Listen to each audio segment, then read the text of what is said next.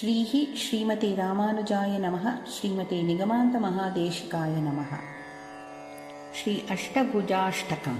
श्रीमान् वेङ्कटनाथार्यः कवितार्किककेसरी वेदान्ताचार्यवर्यो मे सन्निधत्तां सदा हृदि। गजेन्द्ररक्षा त्वरितं भवन्तं ग्रारैरिवाहं विषयैर्विकृष्टः अपारविज्ञानदयानुभावान् आप्तं सतामष्टभुजं प्रपद्ये। गजेन्द्ररक्षा त्वरितं भवन्तं ग्रारैरिवाहं विषयैर्विकृष्टः अपारविज्ञानदयानुभावान् आप्तं सतामष्टभुजं प्रपद्ये।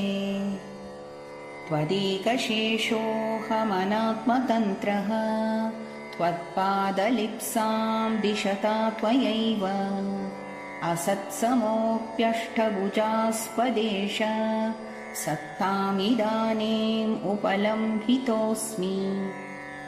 स्वरूपरूपास्त्रविभूषणाद्यैः परत्वचिन्तां त्वयि दुर्निवारम् भोगे मृदूपक्रमतामभीप्सन् शीलादिभिर्वारयसीव पुंसाम्।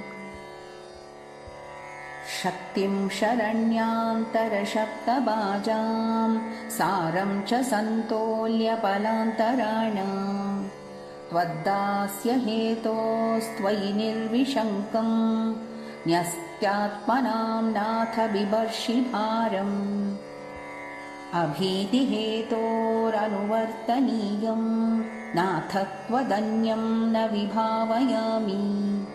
भयं कुतः स्यात् त्वयि सानुकम्पे रक्षा कुतः स्यात् त्वयि जातरोषे। त्वदेकतन्त्रं कमलासहाय स्वेनैव मां रक्षितुमर्हसि त्वं। त्वयि प्रवृत्ते मम किं प्रयासैः त्वय्यप्रवृत्ते मम किं प्रयासैः। समाधिभङ्गेष्वपि सम्पतस्तु शरण्यभूते त्वयि बद्धकक्ष्ये।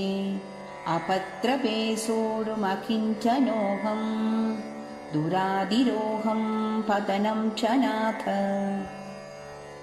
प्राप्ताभिलाषं त्वदनुग्रहान् मां पद्मानि सेव्ये तव पादपद्मे। आदेहपाताद् अपराधदूरम् आत्मान्तकैङ्कर्यरसं विधेयाः।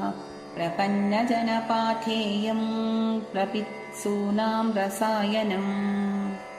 श्रेयसे जगतामेतत् श्रीमदष्टभुजाष्टकम्।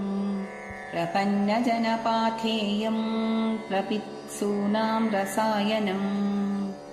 श्रेयसे जगतामेतत् श्रीमदष्टभुजाष्टकम्। शरणागतसन्त्राणत्वराद्विगुणबाहुना हरिणा वेङ्कटेशीयस्तुतिः स्वीक्रियतामियम्। शरणागतसन्त्राणत्वराद्विगुणबाहुना हरिणा वेङ्कटेशीयस्तुतिः स्वीक्रियतामियम्।